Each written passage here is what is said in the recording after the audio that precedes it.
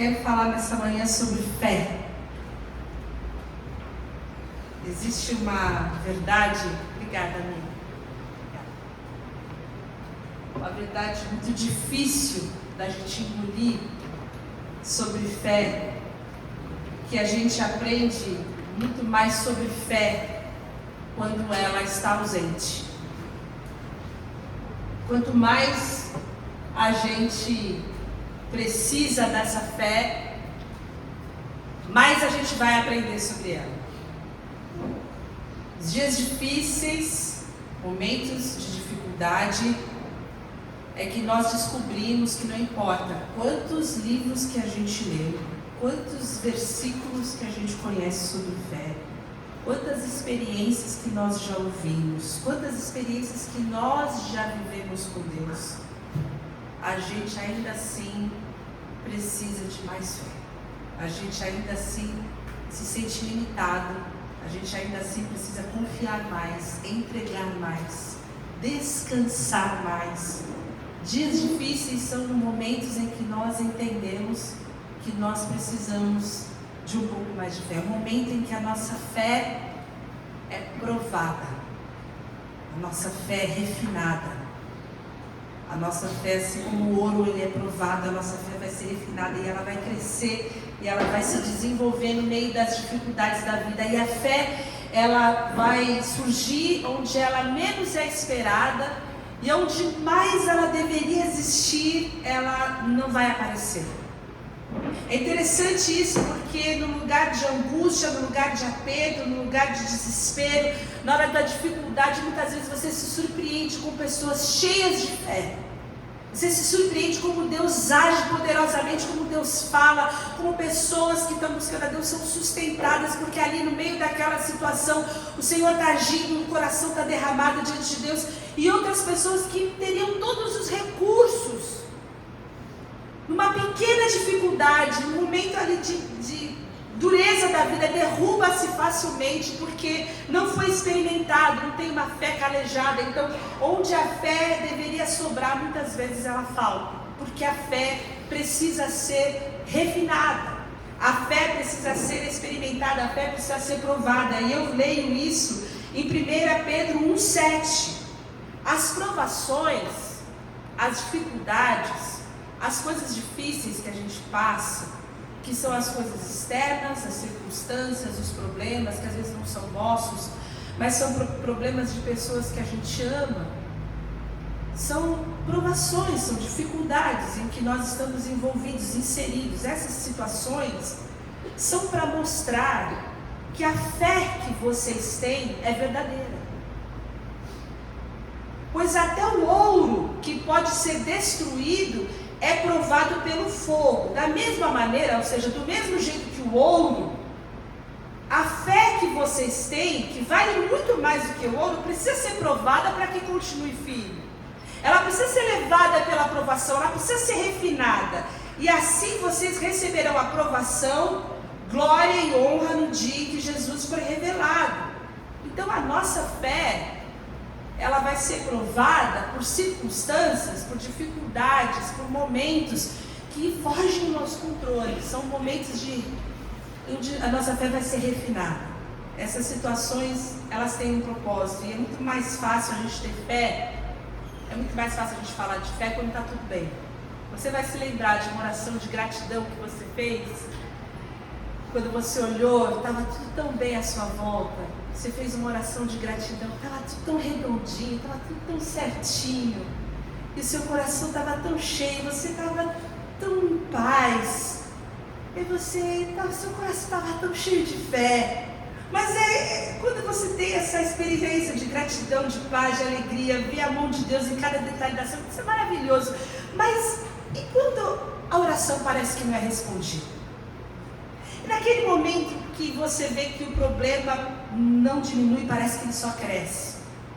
Quando as contas crescem, quando a falta de aprovação das pessoas que você espera no seu trabalho, elas também isso aumenta. Quando os problemas familiares crescem, quando a rebeldia dos filhos cresce, quando os problemas internos, interiores se dimensionam, Quando parece que você ora e nenhuma oração é respondida, nem as menorzinhas, parece que Deus contraria cada pedido que você faz. As portas vão se fechando uma a uma. E nesses momentos, parece que a gente tem que lidar com um grande paradoxo. Aquele paradoxo de que a gente tem um relacionamento com um Deus que é um Pai amoroso, um Pai que é o Pai nosso, e a gente se relaciona com um Deus que é um Deus pessoal, um Deus que se importa com as nossas necessidades, e a gente é um tipo de filho que é um filho muito mimado, que acha que Deus tem que intervir no universo para responder cada uma das nossas questões. E a gente questiona se Deus é tão bom, Ele é tão poderoso assim, a gente se esquece que além de perfeitamente bom e perfeitamente poderoso, Ele também é um Deus soberano, que sabe todas as coisas e só faz o que lhe apraz, e muito mais do que isso, sabe o que é o melhor para nós. Sabe o tempo em que nós devemos ou não ter aquilo que nós pedimos? E o Deus que é perfeitamente bom e totalmente poderoso é o Deus que em sua grande onisciência só faz o que Ele quer. Como então viver nesse paradoxo de um Deus totalmente bom, totalmente poderoso, mas também totalmente soberano? E como que nós podemos viver um relacionamento de fé no meio dos nossos sofrimentos, das nossas dificuldades, no meio das nossas questões, das nossas angústias, como diria Pedro, no meio da nossa provação, no meio que a gente está passando ali onde a nossa fé está sendo provada, está sendo refinada. E quando a gente fala de fé, e a gente está falando de fé, está falando de seguir a Jesus, a gente precisa entender que seguir a Jesus não é, você não ganha um passaporte da alegria. Você não ganha um passaporte para que você tenha uma grande vitória em todas as áreas da sua vida, porque Jesus foi muito claro, olha, no mundo vocês vão ter o quê? Aflições. Graças a Deus que aqui a gente fala a verdade, todo mundo sabe. Vocês vão ter aflições, mas tenham bom ânimo, parece que a conta não fecha. Vocês vão ter aflições, mas tenham bom ânimo. Como que é isso? Na vida real, na prática, a gente sabe, a gente tem aflições, a primeira coisa que acontece com a gente no meio da aflição, a gente perde o ânimo, a gente começa com o ânimo na segunda, chega na sexta, a gente está, Senhor, misericórdia. Ele fala, eu venci o mundo, existe uma promessa, vocês também vão vencer. Essa promessa é que existe um mundo caído, esse mundo nós não temos muita coisa para esperar dele. É um mundo que está absolutamente corrompido por causa do pecado. Nós estamos aqui, enquanto nós estamos aqui, nós não podemos esperar a nossa felicidade daqui. Nós temos que entender que a vitória sobre o mundo foi na cruz do Calvário, mas enquanto nós estamos aqui, nós temos que conviver com corrupção, nós temos que conviver com violência. Enquanto nós estamos aqui, a gente tem que conviver com a maldade. A gente tem que conviver com uma natureza que geme e aguarda ansiosamente a manifestação dos filhos de Deus, e é o que acontece, como aconteceu no sul, a natureza gemendo, desesperadamente, aguardando a redenção. Nós estamos num mundo caído, onde existe desigualdade de todos os níveis, um mundo caído onde as pessoas, elas têm embates, elas têm rivalidades, um mundo caído onde existem rebeldias, onde existem divórcios, onde existem doenças, muitas doenças internas, doenças psíquicas, onde a gente vai perdendo cabelo, vai perdendo dente, vai perdendo a sanidade, a gente vai perdendo tudo, o corpo, a palavra fala, a parte exterior, ela vai se deteriorando porque estamos num mundo caído. E olha só, a estimativa de cristãos que morrem é a mesma dos que não são cristãos, é 100%. É isso.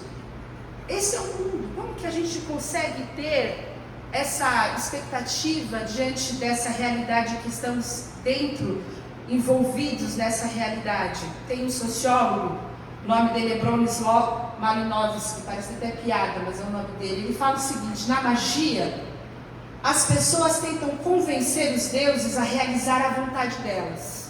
Isso é magia. Ao passo que na religião tentam se conformar à vontade dos deuses. A fé cristã é uma conformação à vontade de Deus, seja qual for. Jesus orou no Getsemane: meu Pai, se for possível, afasta de mim esse cálice. E não foi possível, acrescentou.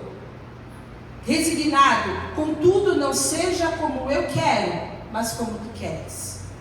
Quando nós entendemos isso, entendemos que a fé, ela não é magia. Muitas vezes a gente quer se relacionar com Deus de uma forma mística. A gente quer que Deus se conforme à nossa vontade. A gente cria um tipo de um Deus que quer que Ele faça tudo o que a gente quer, o que a gente precisa para a nossa felicidade. E nesse relacionamento mágico, a relação com Deus é um passaporte para a nossa alegria e para a nossa felicidade. E a gente entende que a fé verdadeira, ela vai persistir no meio do sofrimento. É a fé que vai dizer: seja contudo feita a tua vontade e não a minha. A fé verdadeira não é magia. A fé verdadeira levou Jesus Cristo para a cruz do Calvário. O ícone da nossa fé sofreu o sofrimento mais rude que havia naquele momento, que foi a cruz. E quando nós entendemos isso, nós olhamos para a palavra e vemos que grandes heróis da fé, grandes homens suportaram anos de sofrimento enquanto o milagre não acontecia. A gente vê que orações estavam sem respostas, lamentos e choros não estavam sendo ouvidos. Parece que o teto estava de bronze. Você vai ver Elias no deserto, pedindo para morrer. Você vai ver Jó sentado no meio das cinzas, se coçando com cacos de cerâmica. Você vai ver Davi com medo, temendo a morte no meio de uma caverna. Você vai ler a palavra e você vai ver Abraão naquela marcha desesperadora para entregar o seu filho. E na nossa vida, nós temos os nossos sofrimentos, nós temos os nossos cacos, nós temos as nossas cavernas, nós temos as nossas marchas de sacrifício. Nós temos os nossos momentos em que nós sofremos. Mas a diferença entre nós e aqueles homens é que eles persistiram até ver a promessa de Deus se cumprir na vida deles. E no meio daquele caminho, eles reconheceram a presença de Deus na vida deles. E há algo que nós podemos e devemos aprender no meio do sofrimento. E talvez o nosso maior erro, no meio do momento em que nós estamos vivendo, é perguntar o porquê. Por quê? A gente quer buscar o porquê de todas as coisas. Por que Deus está fazendo isso? Por quê? E ao menos que você tenha dado causa e que a causa para essa bagunça da sua vida seja um pecado que precisa ser confessado e seja gerado verdadeiro arrependimento, e aí sim a motivação precisa ser consertada, dificilmente você vai ter a resposta desse porquê. E a gente entende isso porque Jesus respondeu dessa maneira lá uma vez em João 9. Existia um cego, e lá atrás eles entendiam o seguinte: que as desgraças que aconteciam, elas eram causadas por causa de algum pecado, sempre. Aconteceu alguma coisa errada, algum pecado aconteceu. Tinha um cego de nascença. E aí os discípulos perguntaram para Jesus: Rabi, quem pecou? Foi ele ou foi seus pais para que nascesse cego? E Jesus respondeu: nem ele pecou, nem seus pais, mas foi assim para que se manifestem nele as obras de Deus. A pergunta deles é: quem pecou? Foi ele no útero, bebê, feto, uma pergunta bem, né? Ou foi seus pais? Quem pecaria? O que aconteceu? E Jesus, ao invés de olhar para o passado, Jesus olha para o futuro.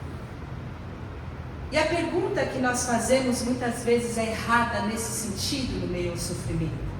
Porque as nossas dúvidas, as nossas angústias de foro íntimo, as nossas questões, a gente sempre pergunta o porquê, mas nós deveríamos perguntar o para quê.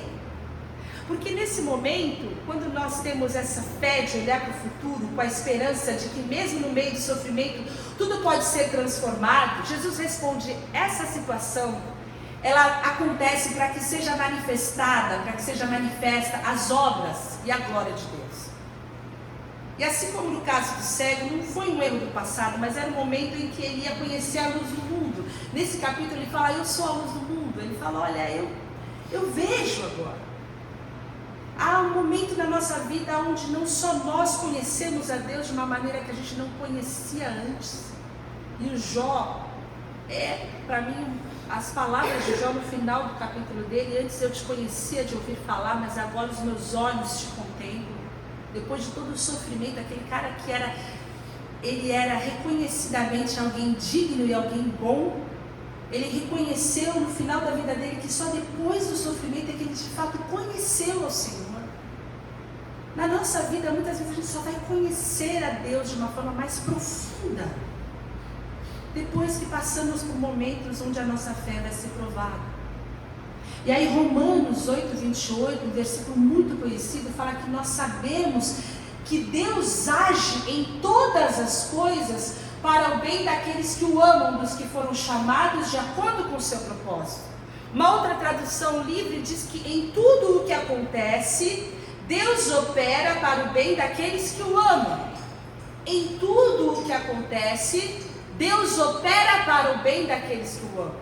Deus está trabalhando em todas as coisas para o bem daqueles que o amam e que são chamados de acordo com o seu propósito. Então, as boas coisas, as coisas ruins, as coisas que estão debaixo do nosso controle, as coisas que não estão debaixo do nosso controle, em todas elas nós temos a certeza que temos a presença de um Deus confiável, desejoso de operar em mim, de produzir em mim algo bom. E a fé nesse processo sempre será recompensada toda vez que eu não perguntar o porquê, mas que eu perguntar diante de Deus: Senhor, para quê? Qual é o teu propósito no meio de toda essa situação? O que está sendo formado em mim? Como que a minha vida pode refletir a tua obra e a tua glória no meio dessa situação? E existe uma frase muito linda que fala: ame e aceite o presente como o melhor, com toda a confiança na bondade universal de Deus. Tudo, sem exceção, é um instrumento e um meio de santificação. O propósito de Deus é sempre o melhor para todos nós. Esse é um teólogo, Calzade, que fala isso. Tudo, sem exceção, é um meio para a nossa santificação. A verdade é que se Deus te desse a oportunidade de escolher dois caminhos, um caminho de santificação e um caminho de felicidade, eu duvido que você escolha o caminho da santificação. A gente quer ser feliz. E Deus não tem compromisso nenhum com a nossa felicidade. O compromisso de Deus conosco é de nos tornar semelhantes ao seu Filho Jesus. E para isso, muitas vezes, nós vamos ser quebrados. Para isso, muitas vezes, nós vamos ser contrariados. Para isso, muitas vezes, nós precisaremos ser pacientes, nós precisaremos ser bondosos, nós precisaremos ser generosos. E para que isso seja gerado em nós temos que passar por muita coisa, irmãos. Muita coisa precisa ser gerada em nós para que nós sejamos santificados. Então tudo, sem exceção, é um instrumento de Deus, é um meio de Deus para a nossa santificação. E o propósito de Deus para nós é sempre o melhor. Por isso que a pergunta que nós precisamos fazer é: o que eu tenho aprendido com isso? O que eu tenho aprendido no meio dessa situação? O que eu tenho aprendido no meio dessa refinaria de Deus? Porque eu posso orar não só para que Deus me livre do mal, para que Deus abra a porta, para que Deus traga a solução desse problema, mas para que Deus me traga a redenção, para que Deus me traga a santificação, para que Deus me molde a imagem de Cristo Jesus, para que seja gerado em mim um verdadeiro arrependimento, para que as promessas de fé pela palavra sejam cumpridas na minha vida. Porque a fé consiste em paciência e esperança. E eu quero ler com você, para a gente ir concluindo esse texto de Jeremias 17, 7 e 8, que fala o seguinte: mas bendito é o homem cuja confiança está no Senhor, cuja confiança nele está. Ele será como uma árvore plantada junto a águas e que estende as suas raízes para o ribeiro. Ela não temerá quando chegar o calor, porque as suas folhas estão sempre verdes. Não ficará ansiosa no ano da seca, nem deixará de dar fruto. Mais uma vez, a Bíblia não nos promete uma vida só de primaveras. Vai chegar um dia na nossa vida em que o calor vai chegar.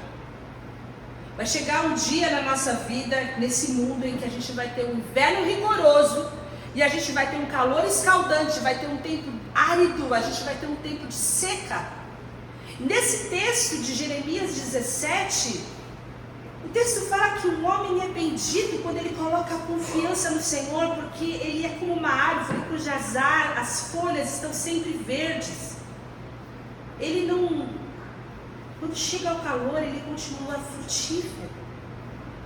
E a pergunta que a gente faz é a mesma desde o princípio: como que eu vou continuar com a minha folha verde no meio desse calor escaldante que está a minha vida, desse inverno rigoroso, que está uma seca desgraçada? Como que eu vou manter minha folha verde nessa vida que eu estou vivendo aqui? Não tem uma gota de água em volta de mim. Como que eu vou me manter frutífero vivendo essa vida que eu estou vivendo aqui? E a palavra no meu coração que traz esse texto é que as nossas raízes de fé, elas precisam ser lançadas fundo o suficiente para a gente alcançar a água da vida. Eu não sei se você conhece os poços artesianos, mas são aqueles lugares em que você precisa cavar muito fundo, que se você for lá no fundo, você vai encontrar uma água suficiente para você fazer um grande poço. E essa árvore, ela cavou fundo o suficiente até encontrar os ribeiros de águas. E se a gente está seco, se a gente está com a folha seca, se a gente tem uma fé pequena, se falta confiança em Deus na nossa vida, se falta esperança em Deus, se falta descanso em Deus, se falta entrega, é porque o nosso relacionamento com Deus está muito raso.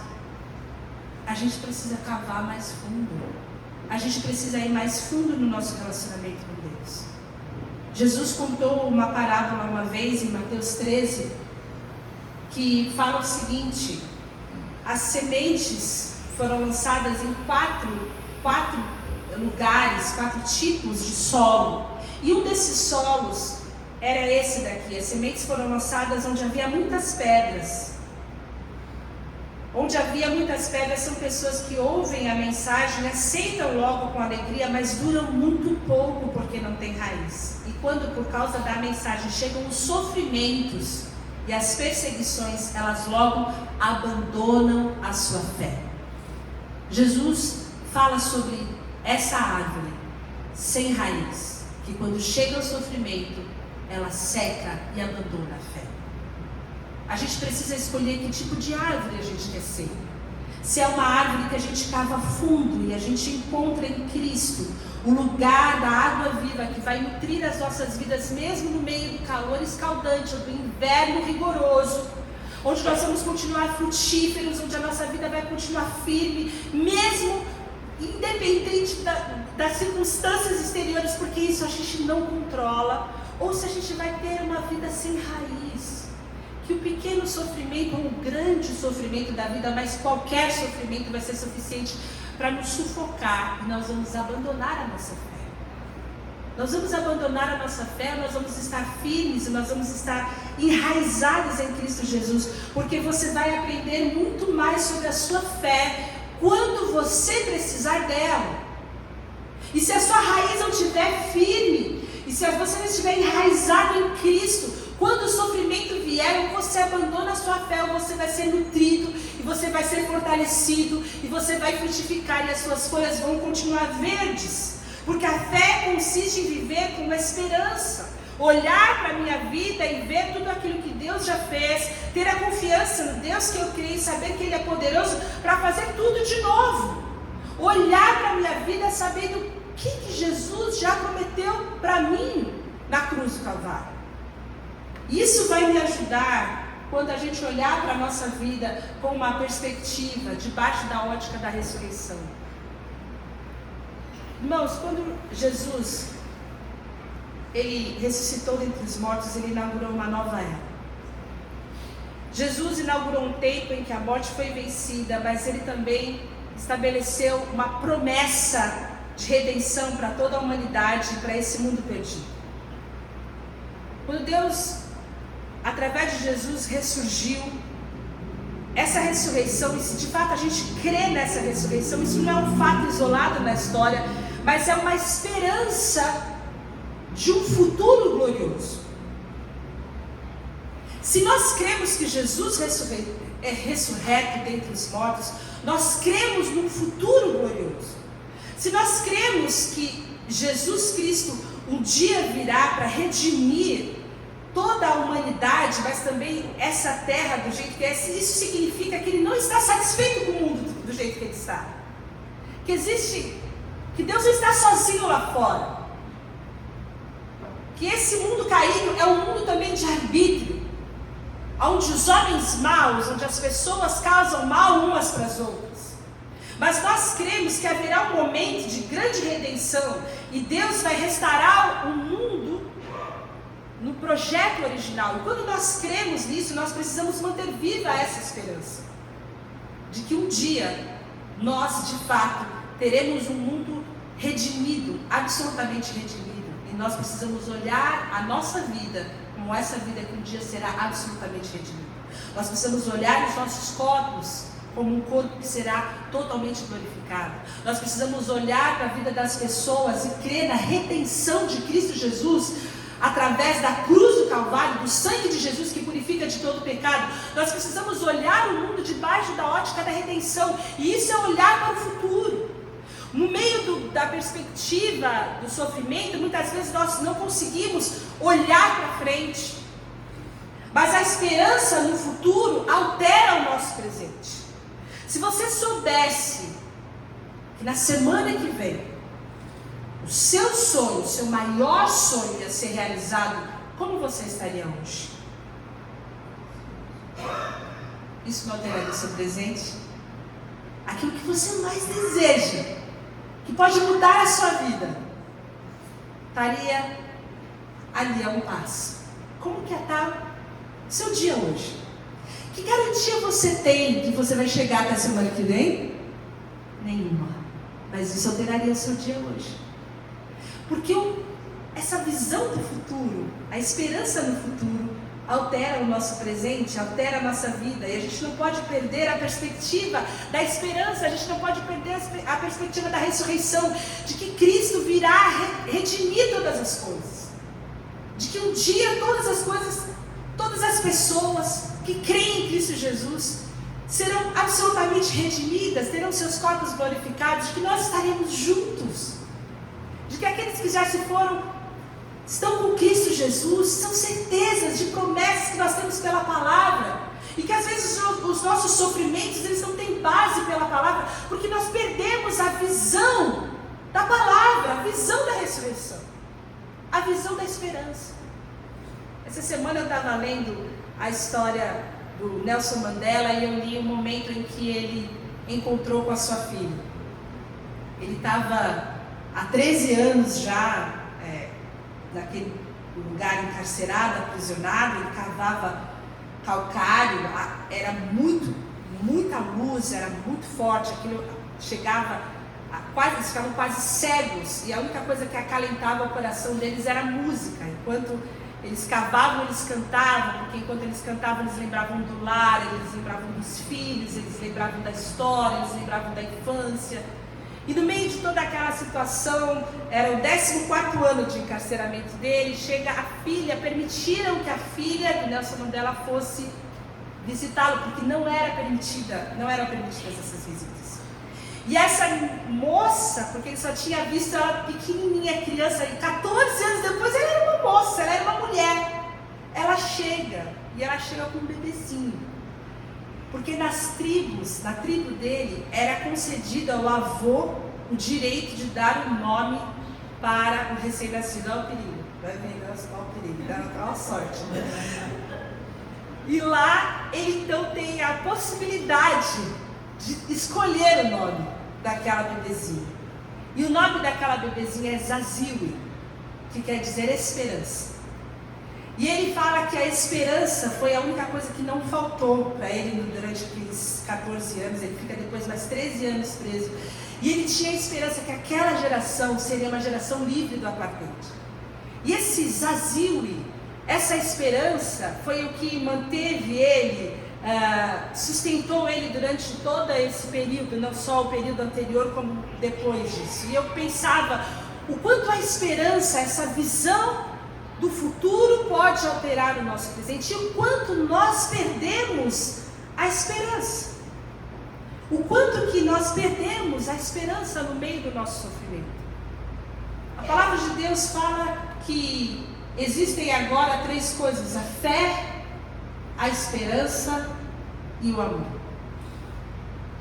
A gente fala tanto de amor, a gente sabe que o amor é um desafio muito grande, e na verdade um dos maiores embates que a gente sofre, as coisas que mais tocam o nosso coração, as coisas, os maiores problemas que nós temos são os relacionados. Quando a gente conversa, essa semana a gente teve a oportunidade de ter as nossas conversas de quinta. Eu gosto quando eles falam.